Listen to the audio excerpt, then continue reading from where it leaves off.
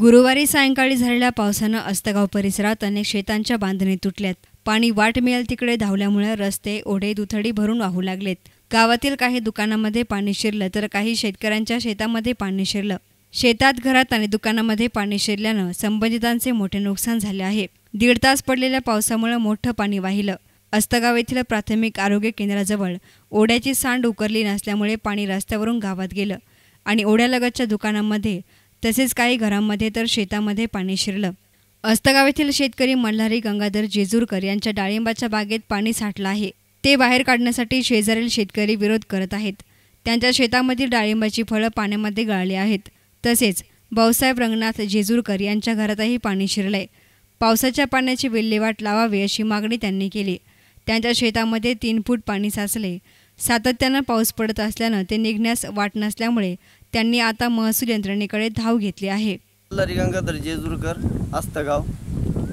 माझी समस्या अशी आहे की हे जे पावसाचं पाणी साचलेलं राहतं याच्यामध्ये बागामध्ये, हे दरवर्षीचा माझा प्रॉब्लेम आहे। हा प्रॉब्लेम सॉल्व्ह होत नाही कारण की हा जे पहिल्यापासून या रोडला साईड गटर नाही। हा डांबरी रोड ज्या टायमाला झाला त्या टायमाला बी साईड गटरी वगैरे काढल्या नाही। हा डायरेक्ट रोड झालेला आहे। हे पाणी आहे ना सरासरी तिथं कॅनॉली अर्धा किलोमीटरपर्यंत, अर्धा किलोमीटरपासून हे पूर्ण पाणी जमा होऊन आहे ना हे आमच्या दोघांच्या क्षेत्रामध्ये येऊ राहिलं। इथं माझं 1 एकर डाळिंब आहे, त्याच्या शेजारी याचं घास वगैरे अर्ध 1 एकरामध्ये इथं याच्या घरामध्ये पण पाणी शिरलेलं होतं।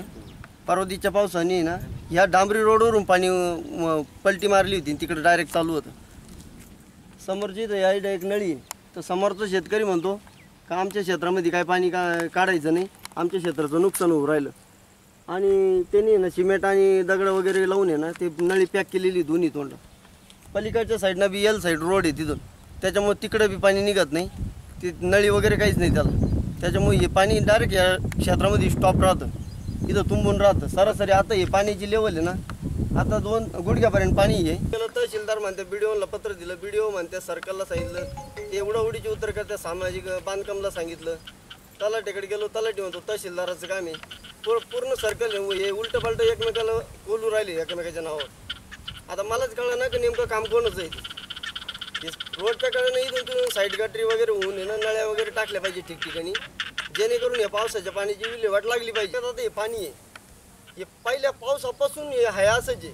आम्ही वातावरण तेवढं मोटर लावून 3ची मोटर लावून उपसू राहिलो। हे संजय जेजूरकर आहे ना सावत नर्सरीचे मालक, त्यांचं सायपन गेलेलं आहे वड्याला। त्यांच्या सायपनातून आम्ही त्यांना विनंती करून ना पुढं पाणी पास करू राहिलो, पण ती पाणी आटपना।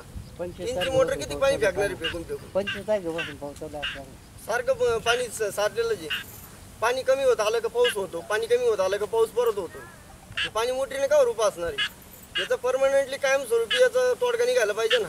प्रशासनाला जाग येईना ना। मी अर्ज करू कटळो, दरवर्षी अर्ज करतोय, रजिस्टर करतोय, यावेळेस तर स्पीड पोस्ट केली त्यांना मी।